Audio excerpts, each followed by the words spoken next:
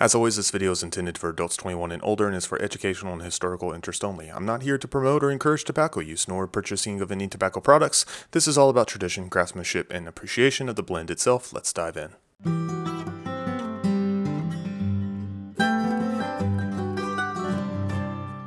Welcome back, guys, to the TheSpurgeonPiper. This is Wilson with you. This week we have a tobacco review, and it's of a blend that I've been holding on to for quite some time, and that is Drucker & Sons Loch Ness. Now, what attracted me to this blend when it first came out, and I've had this blend for 2 years, what attracted me to it was, number one, I know Drucker & Sons, Pease is related to it. He's the blender of this blend, and I'm a fan of all things Pease. And then number two, they caught me with the marketing. Loch Ness, Scotland, I love that. That's up my alley. So it was an easy purchase for me. But let's get into it. Is it worth the attraction itself? Does it live up to the hype? We'll find out. I'm gonna give you a background of the blend as usual, give you a look at the blend, and I'll light it up in my pipe. I do have it loaded, and we'll talk more about the notes of it and maybe some comparisons if there are comparisons. All right, so let's jump on to tobaccoreviews.com as usual. We see it listed up here in its description saying, artfully developed by Gregory Pease, Loch Ness is a Scottish-style crumbled plug mixture comprising ribbons of small leaf Oriental, smoky Cypriot Latakia, and rare Louisiana Perique, elevated by bright lemon and matured red Virginias. Once blended, the loose mixture is pressed and aged in cakes to meld flavors, then cut into plugs, combining the flavor-enhancing benefits of the pressing process with an easy, straightforward preparation for the pipe. Continuing on, we see branded by Drucker & Sons, blended by Greg Pease, manufactured by Cornell and Diehl. Blend type is an English, Scottish, English, what have you. Contents is Latakia, Oriental, Turkish, Perique, Virginia. It is a crumble cake, 100-gram tins. So with a background of the blend, let's go ahead and get a look at the blend itself.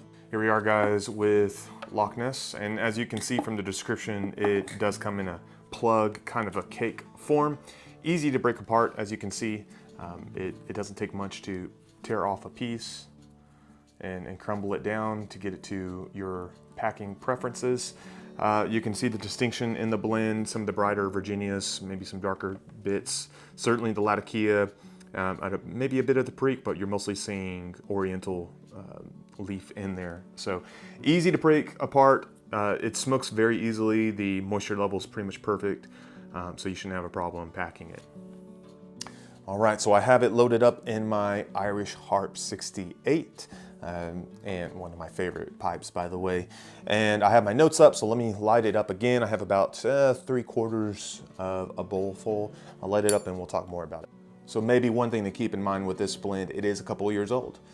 So it's going to have transformed a bit, if you will. Some of the flavors are going to be more pronounced. Maybe the Latakia is going to be less pronounced, but I'm trying to keep in mind when I first smoked it and comparing it to some other, how Latakia or Latakia, what have you, how it transforms, it ages, and other similar blends. Latakia is a very strong leaf. If you don't know that, probably most of you do. And so it's always going to be obvious when it's in a blend above a certain percentage. So, you know, it has the woody, smoky flavors that we think of when it comes to Latakia. Maybe some sweetness with it. I usually don't think of Latakia as sweet. It's not a strong blend. If you're wondering, well, where is this? Is this a light blend, a middle English blend, a heavy English Latakia blend? It's somewhere between light and middle, somewhere around there. Orientals there, it's typical, typical characteristics. It's a bit woody, herbal, maybe a bit floralness. Bit of a mustiness. That's something I really find in GLP's blends.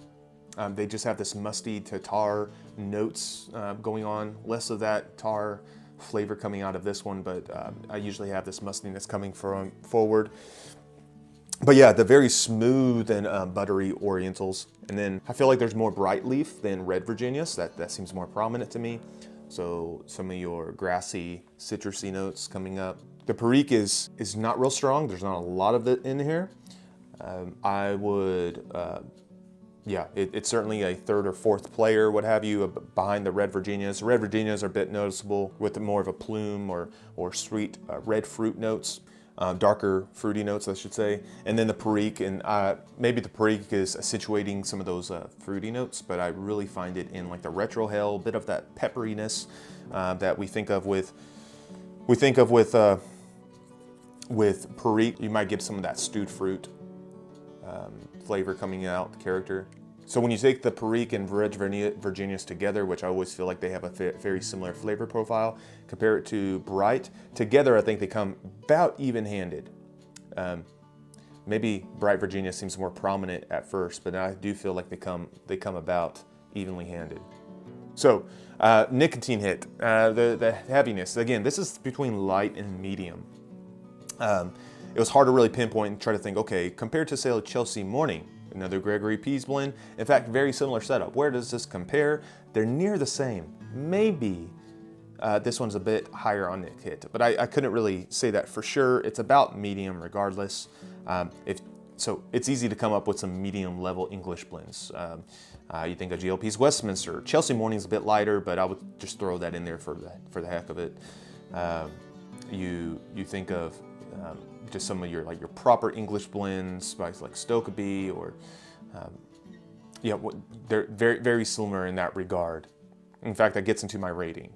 So fabulous blend. I'm a fan. I really enjoy it. Quality is there. GOP strikes again. If I was going to take some marks off, which in some sense I feel like this is unfair for me to do because of the reasoning, I would take marks off because this doesn't really stand out to me. GLP's puts out a lot of English blends, a whole lot. And this just reminds me a bit of most of them. So that's kind of the issue for me. Like he makes a load of GLP's blends, whether it's for Jucker and Sons.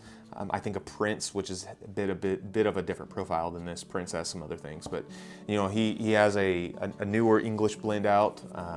Is it the Mary Monk? Don't quote me on that. You can look it up, and I think you'll find what I'm talking about. But many of these new ones are similar profile. Maybe they'll throw in Burley, less Latakia, more Latakia. And I'm not trying to be harsh or trying to criticize by no means. It's just for me, this doesn't really stand out from other things. Say like his Stonehenge Flake stands apart. Chelsea Morning, quintessential light English blend. Quiet Nights, heavy quintessential English blend. I love all of those. But this one probably doesn't stand out like that. In fact, Penny Farthing, that's a great, Perique with Dark Fire to Kentucky. All right, so my fandom of Pease has not gone away, but for me, this one just doesn't stand apart. Like I really need to get more of this because it's unique. So again, I'd rate it like an 8 out of 10, still high. But maybe not an 8.5 to 9 because it's not really offering me anything that I haven't had before. I would probably still have Chelsea Morning over this. I would have Quiet Nights over this. So if you really want to get real in detail, maybe you would say Chelsea Morning is a morning breakfast, or it accompanies your morning breakfast. Then at night is Quiet Nights with your post meal as your nightcap, and then maybe Loch Ness would be like a lunchtime, post lunch, pre-lunch, what have you. Smoke. So I'm just throwing that out there. But anyhow, I recommend it. And all that said, I still recommend it. I would encourage you to check it out. I think you'll be satisfied, especially if you're in English land. And it offers just enough of that Perique to make it stand out a bit itself. So that's all I have, guys. If you have thoughts, questions on this one, feel free to leave them below. Help others out by leaving your what you liked or didn't like about it, and that way they can gauge for themselves. Well, that's all I have. I hope you're doing well. I hope you're blessed, and we'll talk to you very soon.